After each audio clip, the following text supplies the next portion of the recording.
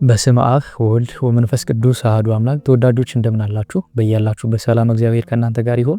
ይህ ሰዋስው ሚዲያ የዩቲዩብ ቻናላችን ነው። እኔ ዲያቆን ዘሰዋስው ነኝ። በዚህ ዩቲዩብ ቻናላችን ላይ የመንፈሳዊ ትምህርቶችን መንፈሳዊ ሕይወታችንን የሚያሳድጉ ትምህርቶችን የምንማማርበት የዩቲዩብ ቻናላችን ነው። ለዩቲዩብ ቻናላችን አዲስ ከሆናችሁ ሰብስክራይብ በማድረግ ቤተሰብ ሁኑ።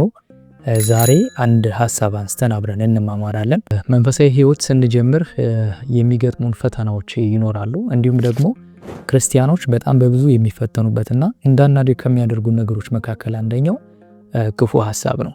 ክፉ ሀሳብ ክርስቲያኖች በጣም በብዛት እና በትልቅ ከሚፈተኑበት ፈተናዎች መካከል አንዱ ነው።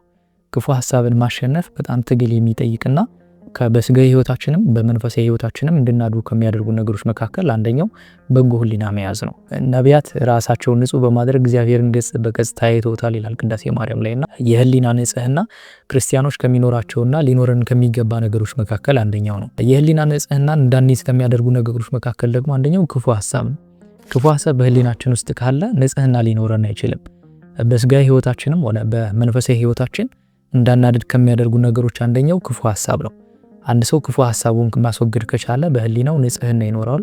እንዲሁም በስጋውም ሆነ በመንፈሳዊ ህይወቱ ለማደግ በር ይከፍትለታል ማለት ነው። እና ክርስቲያኖች አብዝተው ከሚፈተኑ ፈተና መካከል አንደኛው ክፉ ሀሳብ ነው። በተለይ ደግሞ መንፈሳዊ ህይወት የጀመርን ማግስት ከሚገጥሙ ነገሮች መካከል አንደኛው ክፉ ሀሳብ ነው። ብዙ መልእክቶችን ለማየት ሞክሬያለሁና ከተላኩልኝ መልእክቶች መካከል አንደኛው ይሄ ነው። በህሊናችን ረፍት ማጣትና ክፉ ሀሳብ በህሊናችን መንገስ ነው። እናም ወደ ኋላ እንድንቀር በስጋዊ ህይወታችንም እንዳናድግ በመንፈሳዊ ህይወታችን እንዳናድግ ከሚያደርጉ ነገሮች አንደኛው ይሄ ክፉ ሀሳብ ነውና ዛሬ በዚህ ትምህርታችን ላይ ክፉ ሀሳብን እንዴት አድርገን ድል ማድረግ እንደምንችልና እንዴት መለማመድ እንደምንችል ክፉ ሀሳብን በማድረግ የምንመለከት ይሆናል ማለት ነው። እግዚአብሔር አምላካችን ከጅማሬ እስከ ፍጻሜ አብሮን እንዲሆን ቅዱስ ፈቃዱ ይሁንልን። ክፉ ሀሳብ እንዳናድርግ ያደርገናል። ወደ ታች እንድናድግ ከሚያደርጉ ነገሮች መካከል አንደኛው ክፉ ሀሳብ ነው። በስጋም ሆነ በመንፈሳዊ ህይወታችን አንድ ሰው በህሊናው ክፉ ሀሳብ ካለበት ሊያድግ አይችልም። ህሊናው ንጹህ ከሆነ ግን ለማሰብም ጊዜ ያገኛል። ለምሳሌ አንድ ሰው በህሊናው ውስጥ ክፉ ሀሳብ ከነገሰ ያን ሀሳብ ብቻ ነው አእምሮን የሚቆጣጠረው። ስለዚህ አእምሮን በሚይዝበት ጊዜ ሌላ ሀሳብ ማሰብ አይችልም። ሀሳብ ደግሞ በሀሳብ ነው የሚተካውና ክፉ ሀሳብን በሌላ ሀሳብ መተካት ያስፈልጋል። የህሊና ንጽህናችን ከምንጠብቅበት መንገዶች መካከል አንደኛው ክፉ ሀሳብን ከኛ ማራቅ ነው። አንድ ሰው በህሊናው ክፉ ሀሳብ እየተመላለሰ የሚያስቸግረው ከሆነ ሌላ ሀሳብ ለማሰብ ጊዜ አያገኝም። በመንፈሳዊ ህይወቱም በስጋዊ ህይወቱም ማድረግ የሚችለውን ነገር እንዳያደርግ ከሚያደርጉ ነገሮች መካከል አንደኛው ክፉ ሀሳብ ነው። በአጠቃላይ የክርስቲያኖች ትልቁ ጦርነት ከክፉ ሀሳብ ጋር መታገል ነው። እናም ክፉ ሀሳብ በሶስት መንገዶች ወደ ህሊናችን ይገባል። የመጀመሪያው በሀሳብ ነው፣ ሀልዮ የሚባለው ነው። የመጀመሪያው ሀልዮ ነው ሀሳብ፣ ሌላው ደግሞ ነቢብ መናገር፣ ሶስተኛው ደግሞ ገቢር። በሶስት መንገዶች ኃጢአት ይሰራል። በሶስት መንገዶች ደግሞ ክፉ ሀሳብ ወደኛ ይገባል። የመጀመሪያው እንዳልኳችሁ በሀሳብ ወይም ደግሞ በሀልዮ ነው። ሀልዮ የምንለው በአጠቃላይ ሀሳብ ነውና ሀልዮ ሶስት ደረጃዎች አሉት። እነዚህ ደረጃዎች ምንድነው? የመጀመሪያው ትንታ ይባላል። የሀሳብ ብልጭታ ነው። ሀሳብ ወደ አእምሯችን ብልጭ የሚልበት ወይም ደግሞ የሚመጣበት ነው። ሁለተኛው ደግሞ ነቃ ሀልዮ ይባላል። ያንን ሀሳብ የምናብሰለስልበት ጊዜ የምንሰጠው ጊዜ ማለት እሱ ነቃ ሀልዮ ይባላል። ሶስተኛው ደግሞ ቁርጥ ሀልዮ ይባላል። ኃጢአቱን ተቀብለን ወደ መስራት ወይም ደግሞ ወደ መናገር የምናደርስበት መንገድ ነው እሱ ቁርጥ ሀልዮ የሚባለው ማለት ነው። ስለዚህ የመጀመሪያው ሀሳብ ወደ ህሊናችን የሚመጣው ትንታ ነው። ትንታ ማለት የሀሳብ ብልጭታ ነው። ከዚህ ነገር የሰው ልጆች ሁሉ ንጹህ ሊሆን አይችሉ። ከአንድ አካል በቀር ከእመቤታችን ከቅድስት ድንግል ማርያም በቀር ከትንታ ንጽህና ሊኖረው የሚችል ማንም ሰው የለም። ሁሉም ሰው በዚህ ሀሳብ ውስጥ አልፏል። ቅዱስም አባት በሉት በምድር ያለፉ ቅዱሳን በሙሉ ከዚህ ሀሳብ ጋር ታግለው አሸንፈው ድል አድርገው ነው ወደ ክርስቶስ የደረሱት። ስለዚህ የመጀመሪያው ትንታ ይባላል። እመቤታችን ቅድስት ድንግል ማርያም ብቻ ናት ከዚህ ሀሳብ ንጹህ የሆነችው። ትንታ ማለት የሀሳብ ብልጭታ ነው። በአጠቃላይ ቅድስት ድንግል ማርያም ለእግዚአብሔር ብቻ ነው ሀሳቧ ሁላ እግዚአብሔር ብቻ ነው። ሌላ ስጋዊ ነገር ወይም ደግሞ ሌላ የሚያሳስባት ጉዳይ አልነበረ። እግዚአብሔርን እንዴት አድርጌ ደስ ስላሰኘው በማለት እድሜዋን ነው የኖረችው ቅድስት ድንግል ማርያም። ለዛ ነው በህሊናዋም ድንግል ናት በስጋዋም ድንግል ናት ብለን የምንናገረው። እመቤታችን ቅድስት ድንግል ማርያም የስጋ ድንግልና ብቻ ሳይሆን የህሊና ድንግልና አላት ስንል ትንታ የሚባለው አጠቃላይ ይህ ሀሳቡ ብልጭታው ክፉ ሀሳብ ወደ ህሊናዋ እንኳን መጥቶ አያውቅም። ምክንያቱም ለዛ ጊዜ አልነበራትም። ለምን? ሙሉ በሙሉ አእምሮዋን ተቆጣጥሮት የነበረው የእግዚአብሔር ሐሳብ እንጂ ሌላ ስላልነበረ በህይወቷ ሁሉ በዝግታ ትሄድ ነበረ ይላል ቅዱስ ያዕቆብ። እንዲሁም ደግሞ ህይወቷ ሁሉ አስተማሪ ነበረ። በአጠቃላይ ህሊናዋ ንጹህ ነበር። በህሊናዋ ንጹህ ነበረች ስንል ይህ ትንታ የሚባለው ሐሳብ ወይም ደግሞ ብልጭታው በእመቤታችን በቅድስት ድንግል ማርያም መጥቶ እንኳ አያውቅም። ምክንያቱም ህሊናዋ ሁሉ የሚያስበው እግዚአብሔርን ስለነበረ ማለት ነው። ስለዚህ ትንታ የመጀመሪያው ሐሳብ ወደ አእምሯችን ብልጭ ብሎ ሲመጣ የምንቀበለው ከሆነ ወደ ነቃ ህልዮ የምናሰለስለው ከሆነ ወደ ነቃ ህልዮ ይዘነው እንሄዳለን። ከዛ ወደ ቁርጥ ህልዮ ወስደን መናገር ወይም ደግሞ መፈጸም ይሆናል ማለት ነው። ስለዚህ ሁለተኛው ደረጃ ደግሞ መቀበል ነው። የመጀመሪያው ይህ ትንታ የሚባለውን ሐሳብ መግራት ወይም ደግሞ አለማስቀረት አንችልም፣ ግን መከላከል እንችላለን። ሐሳቡ ሲመጣ በአጠቃላይ መቃወምና ከኛ እንዲርቅ ማድረግ እንችላለን። አቡነ ሽኖዳ ስለዚህ ነገር ሲናገሩ ምን ይላሉ? ሰዎች ትንታ ወይም ደግሞ እንደዚህ አይነት ሐሳብ ወደ አእምሯቸው ሲመጣ አቤቱ ጌታዬ ኢየሱስ ክርስቶስ ሆይ ይህ ሐሳብ የኔ አይደለምና ከኔ አርቅልኝ ብላችሁ አማትቡ ይላሉ። በትምህርተ መስቀል መላገጻችሁን አማትቡ ከናንተ ይሸሻል ይላሉ። ስለዚህ ትንታ በአጠቃላይ ወደ ሰው ልጆች ሲመጣ መቃወም ይቻላል፣ ግን ያንን ማስቀረት አንችልም። ከዛ ንጹህ የነበረች እመቤታችን ቅድስት ድንግል ማርያም ብቻ ነበረች። ስለዚህ ትንታ ወደ አእምሯችን ሊመጣ ይችላል። ያን ትንታ ግን አለመቀበልና አለማሰብ ግን እንችላለን፣ መቃወም እንችላለን። ሁለተኛው ደረጃ መቀበል ነው። በእነዚህ ደረጃዎች በሐልዮ ወይም ደግሞ በሐሳብ ሶስቱንም ደረጃዎች ካለፈ በኋላ የሚመጣው መቀበል ነው። ሐሳቡን ማብሰልሰል፣ ይህ ነገር እንዴት ነው እያለን ኃጢአቱን ለማድረግ ወይም ደግሞ ያን ክፉ ሐሳብ ይዘነው በህሊናችን እንቀመጣለን ማለት ነው። ስለዚህ ስንቀመጥ የመጀመሪያው ያንን እያብሰለሰልን ስንቀመጥ ለመፈጸም ወይም ደግሞ ለማድረግ እንገደዳለን ማለት ነው። ከዛ ወደ ሶስተኛው ደረጃ እናልፍና ኃጢአቱን ወደ መውደድ እንመጣለን ማለት ነው። ያ ማለት ኃጢአቱን ወይም ደግሞ ክፉ ሐሳቡን አክሴፕት አድርገነው ወደኛ ህይወታችን እናስገባዋለን ማለት ነው። ስለዚህ የመጀመሪያው እነዚህን ሶስት ደረጃዎች ከማለፋችን በፊት ኃጢአቱን መቃወም ያስፈልጋል። ቅዱስ ዮሐንስ አፈወርቅ ስለዚህ ነገር ሲናገር ምን ይላል? ክፉ ሐሳብ መምጣቱ ኃጢአት አይደለም፣ ነገር ግን ክፉ ሐሳቡን ሰው ሲወደው ኃጢአት ይሆናል ይላል። ስለዚህ የመጀመሪያው መውደድ፣ ሶስተኛ ደረጃው መውደድ ነው። ኃጢአቱን በሶስት ደረጃዎች ካለፈን በኋላ ስንወደው ይህ ኃጢአት ወደ ሰውነታችን ገብቶ የኛ አካል ይሆናል ማለት ነው። ስለዚህ የመጀመሪያው ነገር ትንታ ወይም ደግሞ ሐሳቡ ሲመጣ ክፉ ሐሳብን መቃወም ከኛ እንዲሸሽ ያደርገዋል። እንዳልኳችሁ ለመንፈሳዊ እድገታችንም ሆነ ለስጋዊ እድገታችን ክፉ ሐሳብን ከኛ ማራቅ ያስፈልጋል። ለምሳሌ አንድ ሰው መንፈሳዊ እንቅስቃሴ በጀመረበት የመጀመሪያው ወቅት ምንም አይነት ጦርነት ላይኖርበት ይችላል። ግን እየቆየ ወደ እግዚአብሔር እየጠነከረ ሲመጣ ደግሞ በደንብ ክፉ ሐሳቡ እየጠነከረበትና እየታገለ ይመጣል። ከዛ በኋላ እግዚአብሔር የለህም፣ በተለይ ደግሞ ሰዎች በፈተና ውስጥ ሲያልፉም እግዚአብሔር የለም፣ የሚያግዝህ አካል የለም እና ብቻውን እንዲሆን የማድረግ ሐሳብን ጠላት ወደ እርሱ አእምሮ ይልክበታል ማለት ነው። ስለዚህ በመቃወም ግን ከእርሱ ማራቅ ይችላል። እግዚአብሔር ከእርሱ ጋር እንደሆነ ለዘላለም አባቱ እንደሆነ እያሰበ ይህንን ክፉ ሐሳቡ መቃወም ይችላል። ክፉ ሐሳብ ወደ እኛ የሚመጣው በሶስት መንገድ ነው። የመጀመሪያው ከውጭ ነው። ከውጭ ሲባል ከምናያቸውና ከምንሰማቸው ነገሮች መካከል ነው። መጽሐፍ ሲናገር ምን ይላል? ዓይንከ ሐማሚ ሕሙም ውእቱ ይላል። ዓይንህ ታማሚ ከሆነ አንተ ታማሚ ነህ ይላል። የመጀመሪያው ዓለሙን የምንመለከተው በስጋዊ ዓይናችን ነው። ስጋዊ ዓይናችን ደግሞ ሌላ ስጋዊ ዓይን ብቻ ሳይሆን ልቦናዊ የሆነ ዓይን አለው። ስለዚህ በስጋዊ ዓይን የምንመለከተውን ነገር ወደ ልቦናችን ውስጥ እንዲገባ እናደርገዋለን ማለት ነው። አንድ ሰው በዓይኑ የሚመለከተው መልካም ነገር ከሆነ ሁልጊዜም ቢሆን ሰውነቱም ይሁን አእምሮም ይሁን ጤነኛ ይሆናል፣ ልቦናውም ጤነኛ ይሆናል ማለት ነው። ነገር ግን በዓይኑ የሚመለከተው ክፉ ሐሳብ ከሆነ የሚያስበው ወይም ደግሞ በልቦናው ውስጥ ያለው የሚከማቸው ነገር ሁሉ ክፉ ሐሳብ ነው የሚሆነው። ምክንያቱም ሰው የሚያስገባውን ነው የሚሆነው። ለምሳሌ ሰው የበላ ሰው ከፊቱ ይታወቃል ይባላል፣ ያነበበ ደግሞ ከንግግሩ ይታወቃል እንዲባል በዓይናችን የምናየው ነገር ወደ ልቦናችን ይገባል፣ በልቦናችን የምናስበው ነገር ደግሞ ህይወታችን ይሆናል። ስለዚህ ሁልጊዜም ቢሆን በዓይኑ የሚመለከተው ነገር መልካም ነገር ከሆነ ሰውየው መልካም ስብዕና ይኖረዋል፣ መልካም የሆነ ክርስቲያን ይሆናል። ነገር ግን የሚመለከተው ነገር ሁሉ ክፉ ሐሳብ ከሆነ ለምሳሌ በሶሻል ሚዲያ የሚመለከተው መልካም ትምህርቶችን ከሆነ አስተሳሰቡም ልክ መልካም እየሆነ እየተቀረጸ ይመጣል። ክፉ ሐሳቦችን የሚያስገባ ከሆነ ደግሞ ህሊናው ውስጥ ልቦና ውስጥ የሚኖረው ክፋት ብቻ ነው። ስለዚህ የመጀመሪያው ከውጭ ፈተና ይመጣበታል። ያ ማለት ከሚያየው ነገርና ከሚሰማው ነገር ከሚሰማው ማለት የሚሰማውም የሚያየው ነገር መልካም ከሆነ ህሊናውም መልካም ይሆናል። በንጽህና የተሞላ ህሊና ይኖረዋል።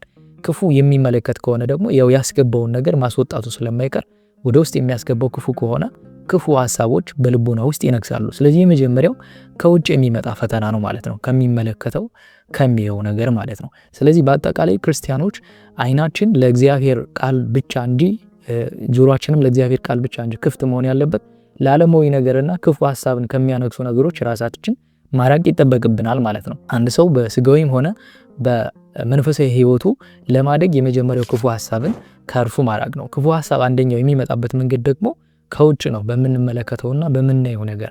ስለዚህ የምናየውን ነገር የምንጠነቀቅ ከሆነ ሰውነታችን፣ አእምሯችን እንጠብቃለን ማለት ነው። አይነ ከሐማሚ ህሙም ውእቱ የሚለው መጽሐፍ ለዛ ነው። አይነ ታማሚ ከሆነች ሰውነት ታማሚ ነው። አይንህ የሚመለከተው መልካም ነገር ከሆነ ጤነኛ ትሆናለህ። ክፉ ነገር የምታስገባ ከሆነ ደግሞ ወደ ህሊና ልቡና ደግሞ አይን ያየውን ነገር ማሰብ ይጀምራል። አይን ካላየ ልቡና አያስብም።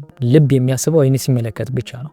ስለዚህ ለአይን መልካም ነገር የምታሳየው ከሆነ ልቡና መልካም ነገር ያስባል። የምትናገረው መልካም ነገር ይሆናል ማለት ነው።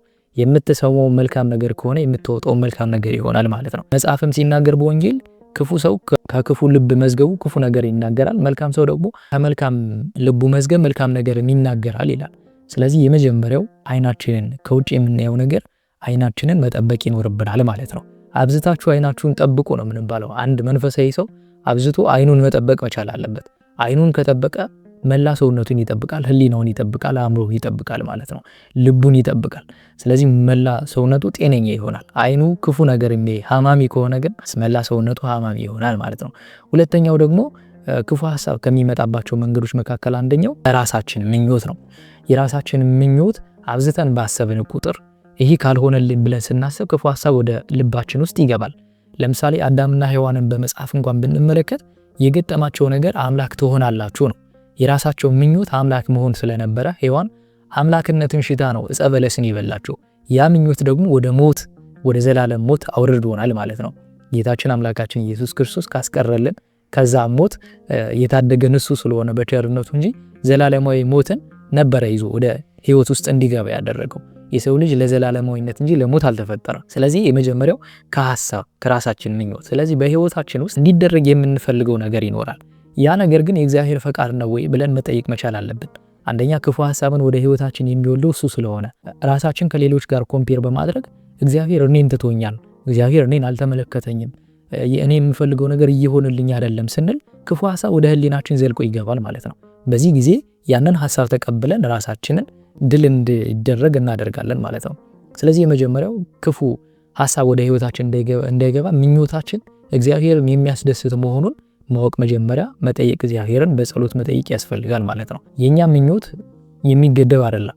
ምኞታችን በጣም ብዙ ነው፣ ግን የሚያስፈልገን ትንሽ ነው። እግዚአብሔር ለኛ ከሚያስብልናል ከአባትም ከእናትም በላይ ነው። ቅዱስ ዮሐንስ አፈወርቅ እግዚአብሔር ልክ እንደ መልካም አባት ነው ይላል። አንድ ሰው የሚፈልገው ነገር ትንሽ ሆኖ ግን እግዚአብሔር ደግሞ ያንን ነገር ሲያዘገይበት ይላል ለልጅ የሚገባው ትልቅ ነገር ነው ብሎ ስለሚያስብ ነው ይላል። ለምሳሌ መልካም አባት ልጁ አንድ ነገር ቢጠይቅ ግዛልኝ ቢለው ያን ነገር ልጁ የጠየቀው ነገር ትንሽ ሆኖ አባቱ ደግሞ የበለጠ ነገር ሲያስብ ያዘገየውና ለልጁ የተሻለውን ነገር እንዲያደርግለት ሁሉ እግዚአብሔርም ልክ እንደ መልካም አባት ስለሆነ የጠየቅነው ነገር ትንሽ እንዲዘገይ የሚያደርግበት አንደኛ ለራሳችን ሊሆን ይችላል ሊያጠፋን ስለሚችል የመጣው ነገር፣ ሁለተኛ ደግሞ የተሻለ ነገር ይዞ ሊመጣ ስለሚችል እግዚአብሔርን መጠየቅና ማስደሰት። የመጀመሪያው እግዚአብሔርን መጠየቅ ነው። ምኞታችን ትክክል መሆንና ለመሆንን ለማወቅ እግዚአብሔርን ይሄ ነገር ያስደስተዋል ወይ ማለት አለብን።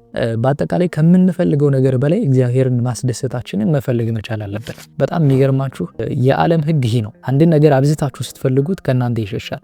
አብዝታችሁ እግዚአብሔርን በዛ ልክ ብትፈልጉት ግን ያንን ነገር ማግኘት ትችላላችሁ። እግዚአብሔርን የያዘ ሁሉ የሚያጣው ነገር ስለሌለ ማለት ነው። እግዚአብሔርን የያዘ ሁሉ ነገር ያገኛል። እግዚአብሔርን ያጣ ግን ሁሉንም ነገር ያጣል። እግዚአብሔርን የሚያጣል ያን የሚፈልገውንም ነገር ያጣል። ስለዚህ ምኞታችን ትክክል መሆኑንና የእግዚአብሔር ፈቃዱ መሆኑን ማወቅ መቻል አለብን። ፐርሚሽን እና ዊል የሚባል ነገር አለ። ፐርሚሽን ማለት እግዚአብሔርን የሚያስደስተው። ለምሳሌ አንድ ሰው ኃጢአት ቢሰራ እግዚአብሔር ፈቃዱ ነው፣ እግዚአብሔርን ግን አያስደስተውም። ኃጢአት መስራት በእግዚአብሔር ዘንድ የተከለከለ ነው፣ ደስ የሚያሰኘው ነገር አይደለም። ግን አንድ ሰው በነፃ ፈቃዱ ኃጢአትን ማድረግ ተፈቅዶለታል። ያ ማለት ግን የእግዚአብሔር መውደድ ወይም ደግሞ ፍቅር አለበት ማለት አይደለም። ዊል ማለት ደግሞ የእግዚአብሔር ፍቅሩ መውደዱ ማለት ነው። ስለዚህ ይህ ነገር እግዚአብሔርን ያስደስተዋል ወይ ማለት አለበት። የመጀመሪያው ወደ ህይወታችን የምንፈልገው ነገር ሲመጣ ይህ ነገር እግዚአብሔርን ደስ ያሰኘዋል ወይ፣ እኔን የሚጠቅም ሐሳብ ነው ወይ ብለን ከእግዚአብሔር ጋር በጸሎት መጠየቅ ይጠበቅብናል ማለት ነው። ሌላኛው ከሰይጣን ነው። ሶስተኛው ደግሞ ከሰይጣን ሲመጣ ፈተናዎች፣ ክፉ ሐሳብ ከሰይጣን ይመጣሉ። በብዛት ሰዎች ክርስቲያኖች ወደ መንፈሳዊ ህይወት ሲቀርቡ ወይንም ደግሞ ስጋዊ ህይወትን እየጀመሩበት ባለበት በዛ ማግስት ክፉ ሐሳቦች ወደ ህሊናቸው ይመጣሉ። ለምሳሌ አንድ ሰው ስራ እየፈለገ አንተ ስራ አታገኝም፣ እግዚአብሔር ካንተ ጋር አይደለም እያለ የሚያስጨንቀው ሊሆን ይችላል። በአጠቃላይ እንደዚህ አይነት ነገሮች የሚመጡት ከእግዚአብሔር ስንርቅ ነው። ከእግዚአብሔርን ጋር ሆነን እንደዚህ አይነት ሐሳቦች አይኖሩም ማለት አይደለም። ግን በብዛት በስጋዊ ነገሮች ስንጠመድ እንደዚህ አይነት ክፉ ሐሳቦች ይመጡብናል። ወደ መንፈሳዊ ህይወት ቀርበን ደግሞ ትንሽ መንፈሳዊ እንቅስቃሴ እንደጀመርን እግዚአብሔር እኮ ካንተ ጋር አይደለም፣ ለምንድነው የምትጸልየው? ለምንድነው የምትጾመው? ምን ያደርግልሃል? ምን ይፈይድልሃል? የሚሉ ክፉ ሐሳቦች ወደ ህሊናችን ይመጣሉ። እነዚህን ነገሮች ከተቀበልናቸው ድል እንነሳለን።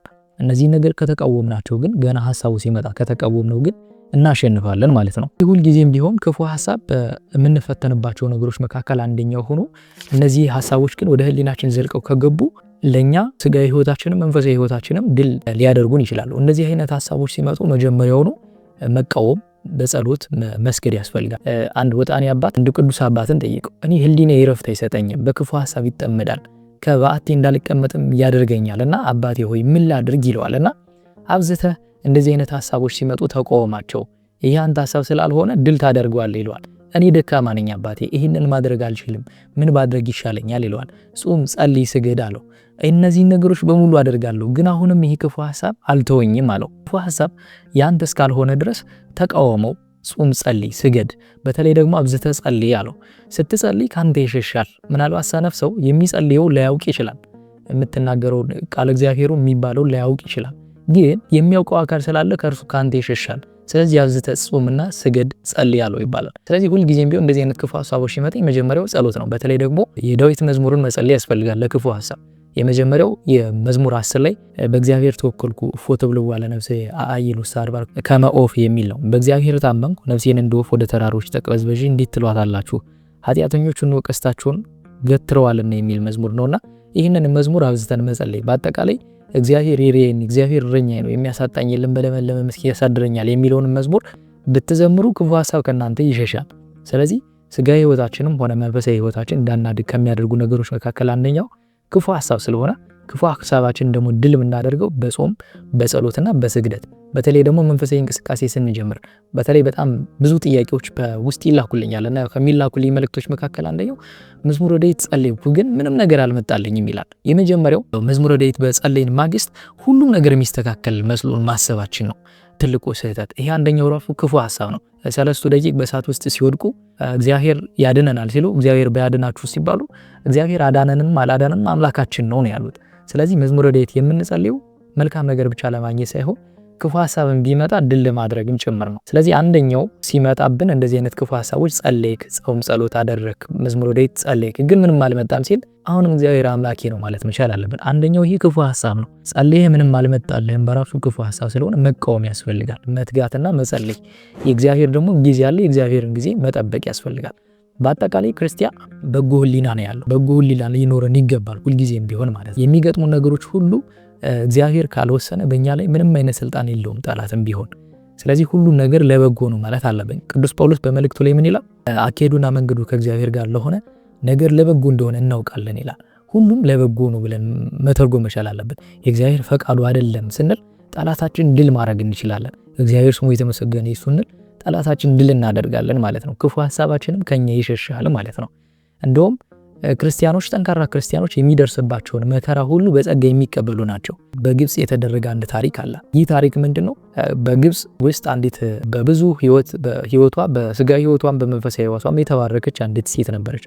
ባል አላት፣ ልጆች አሏትና 8 ዓመት ሙሉ ፈተና ህይወቷ ውስጥ አልገባም፣ አላየችም። ምንም ባሏም አልታመመም፣ ልጆቿም አልታመሙምና በሰላም ነበር የሚኖሩትና አንድ ቀን ይህንን ነገር ስታስብ ህሊናዋ ረፍት አጣና እያለቀሰች ወደ ቤተክርስቲያን ሄደች።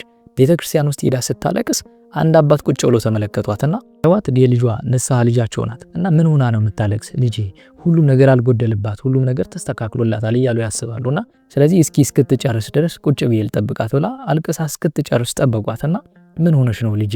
ይሄ ሁሉ ነገር ፈተና አልደረሰብሽም፣ መከራም አልደረሰብሽም፣ ስጋ ህይወትሽም ቢሆን የተስተካከለ ነው፣ ልጆችሽም ባለቤትሽም ጤነኛ ናቸው። ስለዚህ ምን ሆነሽ ነው? ምን ደረሰብሽ ብለው ቢጠይቋት እግዚአብሔር አምላክ ትቶኛል አለቻቸው። በዚህ ሁሉ የባረከሽ አምላክ እንዴት ይተውሻል ቢሏት ልጄም ቢሆን ባለቤቴም እኔም 8 ዓመት ሙሉ አልታመምንም፣ እግዚአብሔር አምላክ ከቤት ረዴቱን ቢያሳጣ ነው ያልታመምነው አለች ይባላል። ክርስቲያኖች የሚደርስባቸውን ፈተና ህመምም ሁሉ በጸጋ የሚቀበሉና እንደ የእግዚአብሔር ረዴት አድርገው የሚተረጉሙትና በጎ ህሊና ማለት እሱ ነው።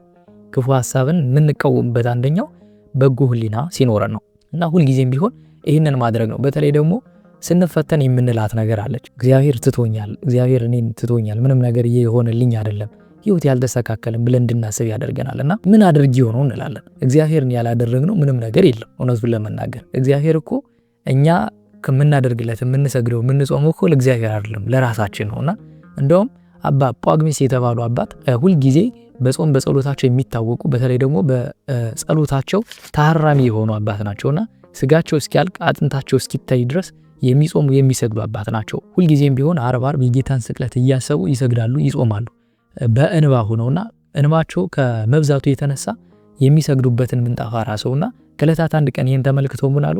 ጌታዬ ሆይ አንተን ፈልጌ እንደዚህ ይሆናለሁ አሉ። ጌታ ደግሞ ተገለጠላቸውና ምን አላቸው?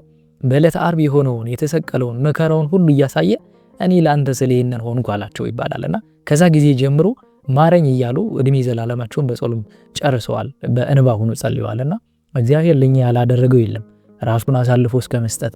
እንደውም ቅዱስ ጳውሎስ ምን ይላል? በአምላክ ደም ተገዝታችኋል ይለናልና በአምላክ ደም እስከ መገዛት ደርሰናልና እግዚአብሔር አምላክ ክፉ ሐሳባችን ያርቅልን። ክፉ ሐሳባችን ድል የምናደርግባቸው መንገዶች ደግሞ በጾም በጸሎት በስግደት ነው። እግዚአብሔር አምላካችን ከሁላችን ጋር ይሁን። በዚህ ጊዜ እግዚአብሔር ከኛ ጋር አብዝቶ እንዳለ ልናስብ ይገባል። በክፉ ሐሳብ ሲመጣብን እግዚአብሔር ከኛ ጋር ነው ብለን በማሰብ ነው ድል ማድረግ የምንችለውና ክፉ ሐሳባችን እግዚአብሔር አምላክ ከኛ ያርቅልን፣ እርሱ ከኛ ጋር ይሁን። አቤቱ ቅዱስ እግዚአብሔር አምላካችን በአንድ ልጅህ በጌታችን በአምላካችን በመድኃኒታችን በኢየሱስ ክርስቶስ በእርሱ ያለ ጽን ክብር ላንተ ይገባል። ከእርሱም ጋራ ከመንፈስ ቅዱስም ጋራ ትክክል የሚሆን ዛሬም ዘወትርም ለዘላለሙ አሜን። ይቆየን። በያላችሁበት ሰላም እግዚአብሔር ከእናንተ ጋር ይሁን። ይህን ቪዲዮ ለሌሎች ወገኖቻችን ሼር እናድርግ።